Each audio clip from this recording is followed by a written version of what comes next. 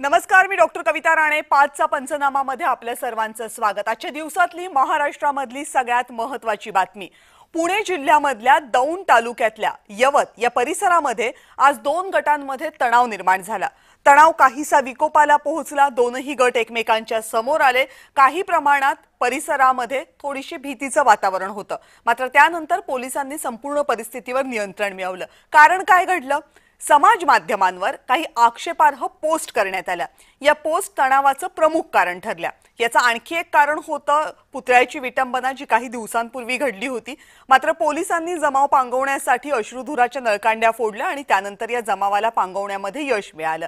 पुतळ्याची विटंबना केल्याचं प्रकरण ताजं असतानाच यवतमध्ये काही समाज माध्यमांवर आक्षेपार्ह पोस्ट आल्या. त्याच्यामुळे 2 समाजांमध्ये तणाव निर्माण झाला. यामध्ये काही राजकीय भाषणं सुद्धा झाल्याचं म्हटलं जातंय आणि त्यामुळे 2 गटांमध्ये तणाव झाल्याची चर्चा होती. दोनही गट एकमेकांच्या समोर आले. दोनही गटांकडून आक्षेपार्ह भाषेमध्ये एकमेकांवर टिप्पणी केली जाऊ लागली आणि त्यानंतर पोलिसांनी या संपूर्ण परिसरामध्ये तणाव निवळण्यासाठी अश्रुधुराच्या कांड्या फोडल्या आणि सध्या या परिसरामध्ये शांतता आहे, पण मोठा पोलीस बंदोबस्त तैनात करण्यात आलेला आहे. घटना आहे पुणे जिल्ह्यामधल्या दौंड तालुक्यातल्या यवतमधली.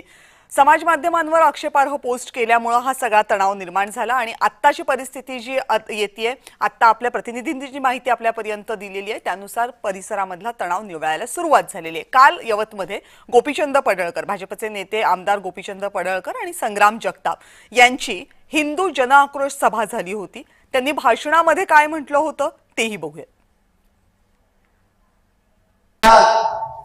देशाच्या प्रत्येक बांधवाचं स्वप्न होतं, पडळकर साहेब आपल्या सगळ्यांचं स्वप्न होतं की ह्या भारतभूमीमध्ये अयोध्यामध्ये प्रभू रामचंद्राचं मंदिर उभं राहिलं पाहिजे. ते राहिलं आणि उद्याचं जे आपल्या प्रत्येकाचं स्वप्न आहे की या जगाच्या नकाशावरती आपला भारत देश उभा राहिला पाहिजे आणि तो म्हटला पाहिजे की हा भारत देश हिंदू राष्ट्र आहे.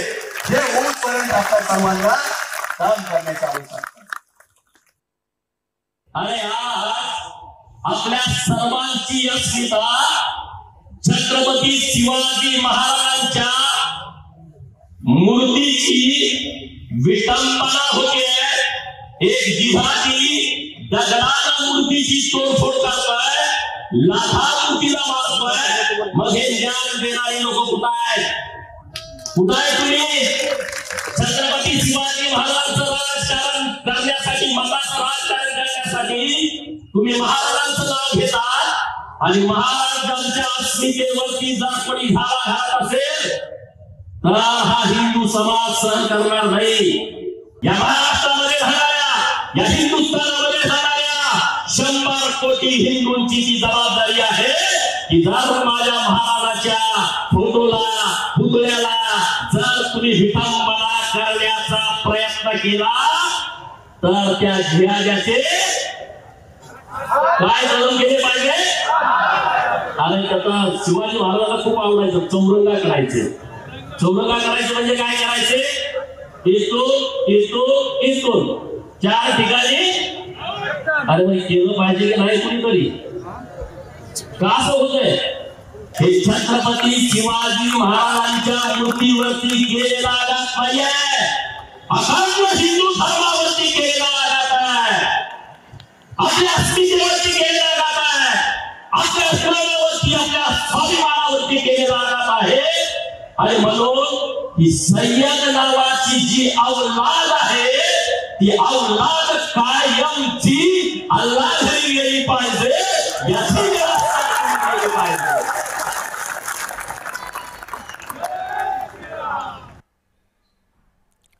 आणि या भाषणांचाही या परिस्थितीसाठी परिणाम झाल्याची चर्चा होते आणि याबाबत मुख्यमंत्र्यांनाही प्रश्न विचारण्यात आला होता.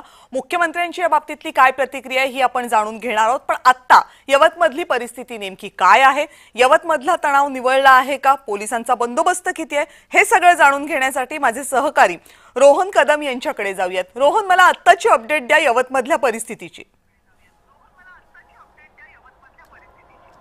आता पूर्णपणे परिस्थिती जी आहे ती नियंत्रणात आहे आणि सर्व दुकाने जी आहेत ती परिसरातली बंद करण्यात आलेली आहेत आणि यवतमध्ये जे आहे तो जमावबंदीचा आदेश लागू केलेला आहे। पूर्णपणे शांतता या सगळ्या परिसरामध्ये आहे। पोलिसांचा चोख बंदोबस्त आहे आणि जर का गरज असेल तरच घराबाहेर पडा असं प्रकारचं आवाहन पुणे पोलिसांनी केलेलं आहे। त्यामुळे बाहेर देखील पडू नका अशा प्रकारची सूचना पुणे पोलिसांनी दिलेल्या आहेत आणि त्यानुसार सगळी यंत्रणा जी आहे ती कामाला लागलेली आहे। जसं मुख्यमंत्र्यांनी मगाशी काही वेळापूर्वी सांगितलं की दोन्ही समाजातील लोक जे आहेत ते आता एकत्रित आलेले आहेत आणि यातून तोडगा काढतायत आणि आता परिस्थिती जी आहे ती पूर्णपणे नियंत्रणात आहे। परंतु पुण्याचे पोलीस अधीक्षक संदीप सिंग गिल जे आहेत ते दुपारपासून त्या ठिकाणी आहेत आणि त्यांनी देखील सांगितलेलं आहे की पूर्णपणे परिस्थिती जी आहे ती सध्याच्या घडीला नियंत्रणात आलेली आहे। नेमकं काय नुकसान यामध्ये सगळ्यामध्ये झालेलं आहे, कुठल्या गाड्यांची तोडफोड करण्यात आलेली आहे, कुठली वाहनं जाळपोळ करण्यात आलेली होती, त्याच्यामध्ये नुकसान झालेलं आहे, त्या सगळ्याची यादी जी आहे किंवा याचा पंचनामा जो आहे तो करायला सुरुवात आता केलेली आहे। परंतु सगळी परिस्थिती आता नियंत्रणामध्ये आहे। पुण्यातील कार्यक्रम संपून पुणे जिल्ह्याचे पालकमंत्री अजित पवार देखील यवतकडे रवाना झालेले आहेत। अगदी काही मिनिटांमध्ये म्हणजे अगदी 30 ते 35 मिनिटांमध्ये कदाचित अजित पवार जे आहेत ते यवतमध्ये पोहोचू शकतात आणि पुण्याचे पोलीस अधीक्षक संदीप सिंग गिल यांच्याकडून या सगळ्या घटनेचा आढावा त्यांच्याकडून घेतला जाऊ शकतो। परंतु सध्याच्या घडीला वातावरण जे आहे ते शांततेमध्ये तिथलं पाहायला मिळतंय। जमावबंदीचे आदेश जे आहेत ते लागू केलेले आहेत आणि जर का गरज असेल तरच घरातून बाहेर पडा अशा प्रकारच्या सूचना पुणे पोलिसांनी दिलेल्या पाहायला मिळत आहेत। कविता, या एकूण परिसराबद्दलची माहिती मला तुमच्याकडनं जाणून घ्यायची आहे, त्यासाठी तुम्ही राहा आपल्यासोबत। रुपाली ठोंबरे पाटील राष्ट्रवादी काँग्रेसच्या प्रवक्त्या सुद्धा आपल्यासोबत आहेत। रुपालीताईंकडे जाऊयात या संदर्भातली माहिती घेण्यासाठी, पण त्या अगोदर महाराष्ट्राचे मुख्यमंत्री देवेंद्र फडणवीस यांनी या सगळ्या परिस्थितीच्या पार्श्वभूमीवर काय म्हटलेलं आहे, महाराष्ट्राला काय सांगितलंय तेही एकदा जाणून घेऊयात। जाणीवपूर्वक काही लोक तणाव निर्माण झाला पाहिजे अशा प्रकारचे स्टेटस ठेवून किंवा तशा प्रकारच्या घटना या घडवताना त्या ठिकाणी पाहायला मिळतात, त्यांच्यावर कठोर कारवाई ही निश्चितपणे केली जाईल। ज्यांनी हे सगळं केलं, बाहेरच्या व्यक्तीने एक चुकीचं स्टेटस ठेवल्यामुळे आणि त्या ठिकाणी कुठल्या तरी पुजाऱ्याने बलात्कार केला वगैरे अशा प्रकारचं काहीतरी स्टेटस ठेवल्यामुळे तणाव निर्माण झाला आणि लोक रस्त्यावर आले। जमावाला पांगवण्याकरता काही प्रमाणात लाठीचार्ज देखील करावा लागला, पण आता परिस्थिती नियंत्रणामध्ये आहे। दोन्ही समाजाची लोक एकत्रित बसलेली आहेत आणि हा तणाव त्या ठिकाणी संपवण्याचा प्रयत्न चाललेला आहे।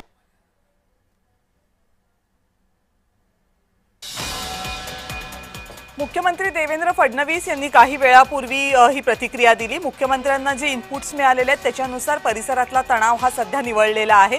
मात्र ही दृश्य हे सांगण्यासाठी पुरेशी आहेत की ज्या वेळेस तणाव झाला त्यावेळेस यवतमधली परिस्थिती काय होती।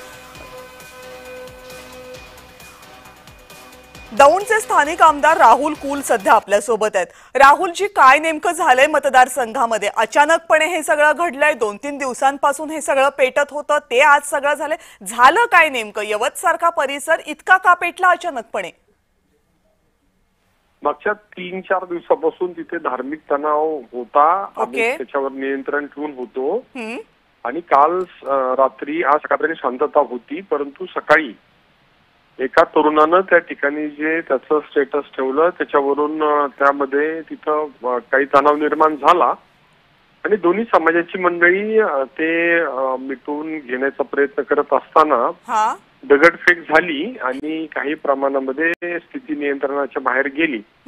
परंतु लगेच तासभरामध्ये पोलीस आणि प्रशासनानं स्थिती नियंत्रणामध्ये आणलेली आहे।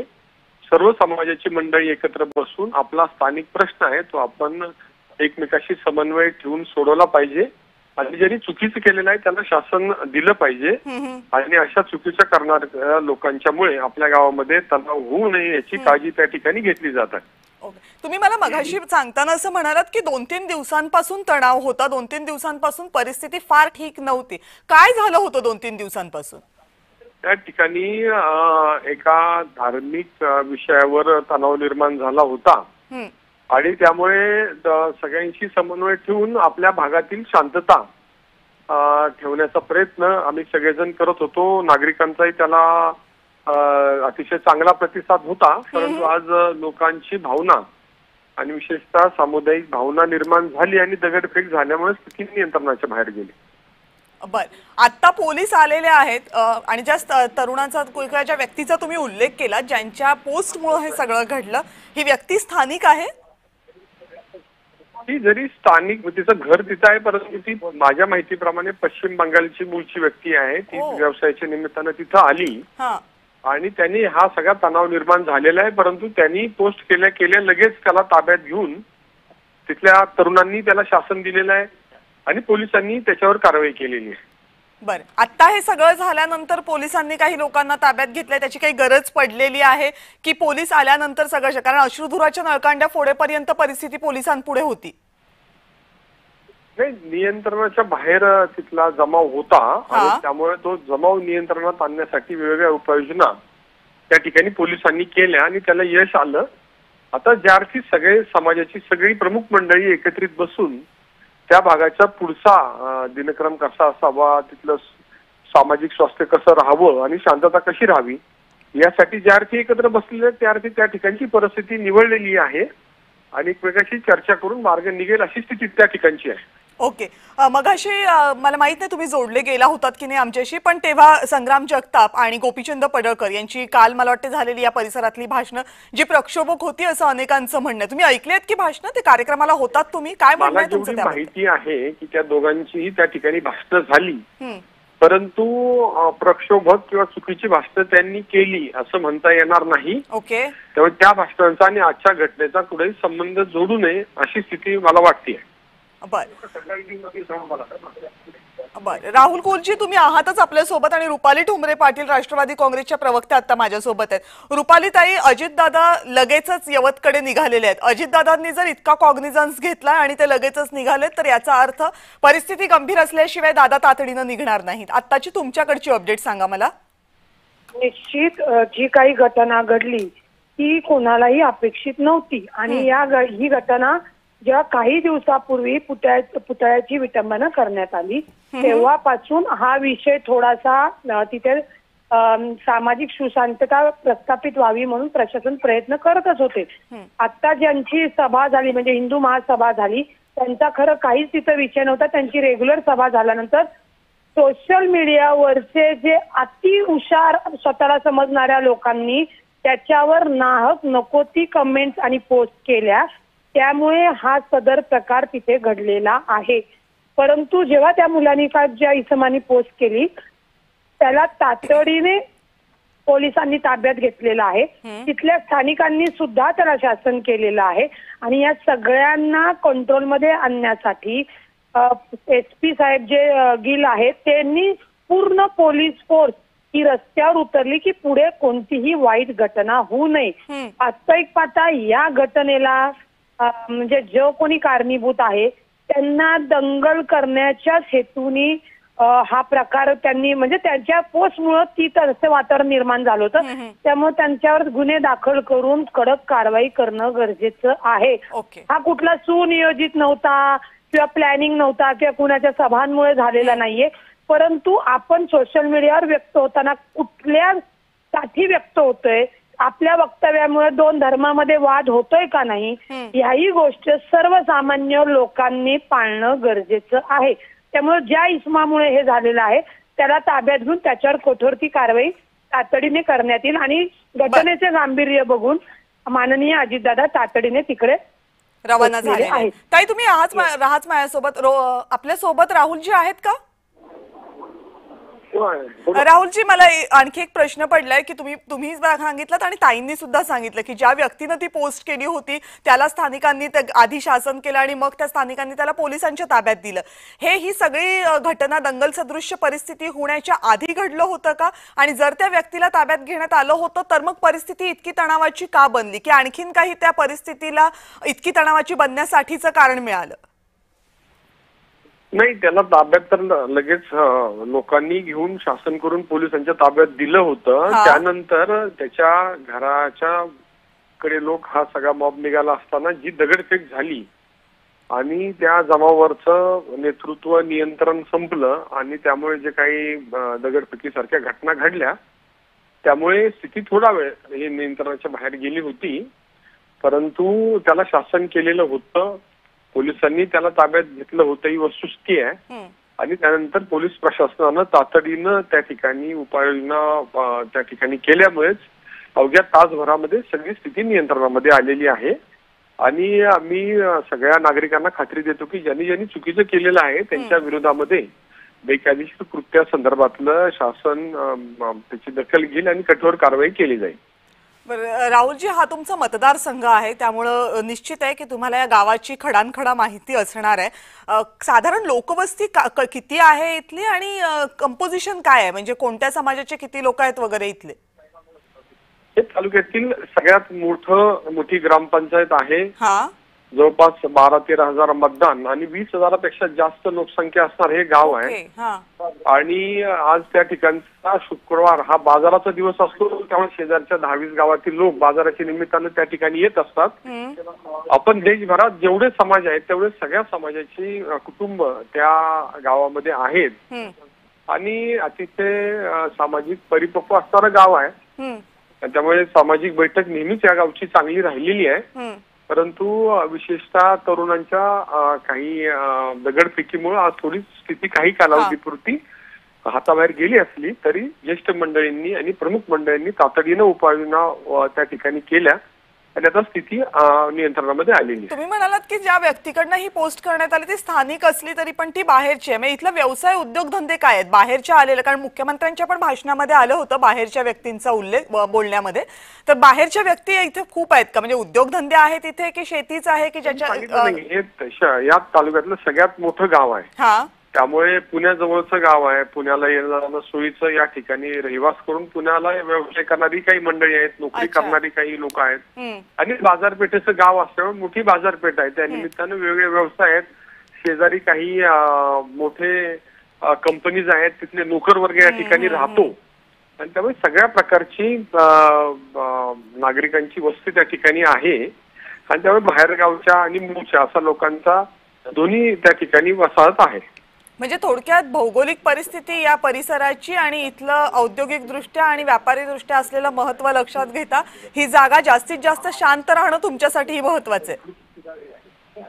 साधारणपणे आमचा संपूर्ण तालुकाच शांत राहायला पाहिजे याची काळजी आम्ही घेतो. मध्ये आधी प्रसंग येतात, परंतु सगळ्या समाजाच्या सगळ्याच सर्वसामान्य माणसांशी आमची नाळ जोडलेली असल्यामुळे आम्ही योग्य वेळी उपाययोजना करून असं काही घडलं तरी पावलं उचलत असतो आणि त्यामुळे हा तालुका एकेकाळी वाळूमुळे अतिशय दहशतीत असणारा तालुका अतिशय नियंत्रणामध्ये मागच्या काही वर्षापासून आहे. पण तुम्हाला असं वाटत नाही जर परिस्थिती 2-3 दिवस इतकी तणावाची होती तर अशा प्रकारची भाषणं टाळली असती तर इतक्या टोकापर्यंत वेळ आली नसती? भाषण मी मगाशीच सांगितलं की भाषणामुळे काही घडलंय असं म्हणणं योग्य ठरणार नाही. शेवटी समाजाची सुद्धा एक भावना असते, तिचा आदर करणं हे आपलं सगळ्यांचं कर्तव्य असतं. त्यामुळे समाज भावनेचा आदर केल्यामुळेच काल खूप मोठी संख्याही त्या ठिकाणी उपस्थित होती आणि मला माझ्या माहितीप्रमाणे काही अपवाद वगळता जवळपास सगळी शांततेनेच त्या ठिकाणी प्रक्रिया पार पडली, सभा शांततेने पार पडली. त्यामुळे असं जे घडलं ते समाज भावनेचं प्रतिबिंब होतं असं मी म्हणेन. निश्चितपणे समाज भावनेचं प्रतिबिंब आहे, पण जी उदाहरणं दिली गेली त्याच्यामध्ये ज्या पद्धतीची भाषा वापरली गेली विशेषतः गोपीचंद पडळकर यांच्या भाषणामध्ये, जर परिस्थिती तणावाची होती तर त्या तणावाच्या पार्श्वभूमीवर थोडीशी संयत भूमिका घ्यायला नको का? जर आपल्याला सामाजिक सलोखा खूप महत्वाचा असेल. आपल्या देशामध्ये सगळ्यांना भाषण स्वातंत्र्य आहे आणि कुणी भाषण स्वातंत्र्य वापरताना स्वैराचार केला तर त्याच्या विरुद्ध कारवाई करण्याचं स्वातंत्र्य ही घटनेमध्ये आपल्या प्रत्येक नागरिकाला दिलेलं आहे. काल सभा झाल्यानंतर कुणीही त्याचं अनुचित काही घडल्याची कुठलीही लेखी स्वरूपाची तोंडू स्वरूपाची प्रतिक्रिया दिली नव्हती. आज सकाळी घटना घडल्यानंतर जे सभेच्या ठिकाणी नव्हते, त्या ठिकाणी उपस्थित नव्हते, ज्यांना त्याची माहिती नाही, असे लोक अशा प्रकारच्या प्रतिक्रिया देतात ते फारसं काही मला गंभीर वाटत नाही. आणि ज्याला त्या परिसराची माहिती आहे, काय घडलंय त्याची माहिती आहे, भाषण कशी झाली याची माहिती घेतलेली आहे, अशा लोकांनी जर असं काही प्रतिक्रिया दिली तर निश्चितपणे त्याचा विचार करणं आवश्यक मला वाटेल. परंतु जे प्रतिक्रिया देत आहेत त्यांना काल यवतमध्ये काय घडलंय, मागच्या आठवड्यात काय घडलंय हे माहीत नसणारीच बरीचशी लोक प्रतिक्रिया देताना मला पाहायला मिळत आहेत.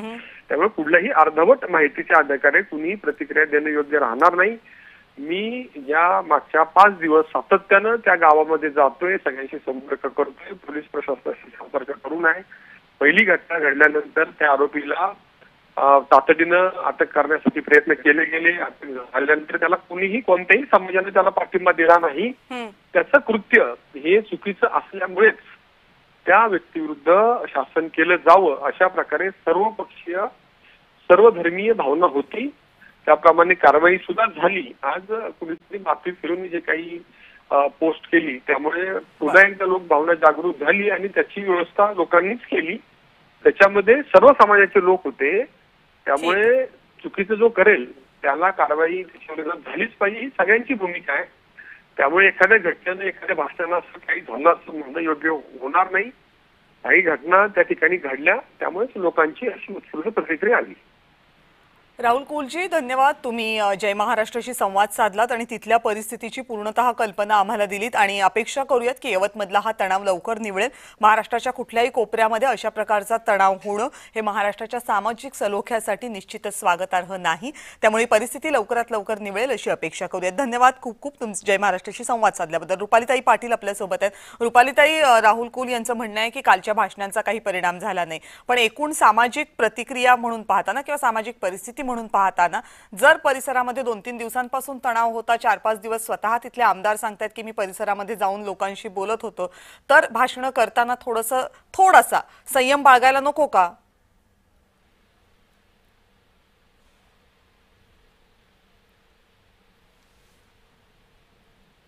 रुपालीताई, माझा आवाज येतोय?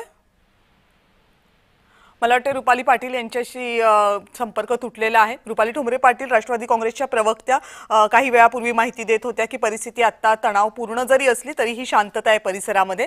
अजित पवार राष्ट्रवादी काँग्रेसचे नेते, पुण्याचे पालकमंत्री आणि राज्याचे उपमुख्यमंत्री हे काही वेळापूर्वीच यवतला जाण्यासाठी रवाना झालेले आहेत. तणाव 4-5 दिवसांपासून होता, मात्र आज त्याचा काहीसा उद्रेक झाला अशी परिस्थिती आहे. पुन्हा एकदा रोहन कदम माझे सहकारी माझ्यासोबत आहेत, त्यांच्याकडे जाऊयात. रोहन, पोलिसांनी जी माहिती दिली आहे त्यानुसार काय? कारण पोलिसांचा 2-3 दिवसांपासून या परिसरामध्ये राबता होता, कारण सदा स्थानिक आमदार सांगतात की हे सगळं 3-4 दिवसांपासून सुरू होतं.